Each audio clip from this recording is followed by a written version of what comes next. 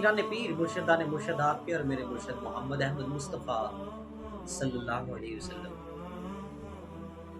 حضور کی حدیث ہے، آپ صلی اللہ علیہ وسلم نے فرمایا جس شخص نے روزہ رکھا دکھاوے کے لیے، اس لیے کہ لوگ اس کی تعریف کریں، اس لیے کہ لوگ اسے اچھا سمجھیں، اچھا کہیں، تو اس نے اللہ کے ساتھ شرک کیا، کیونکہ روزہ اللہ کی رضا اور خوشنودی حاصل کرنے کی نیت سے رکھا جائے، نہ کہ دنیا کی عزت، نام اور اچھائی کمانے کے لیے۔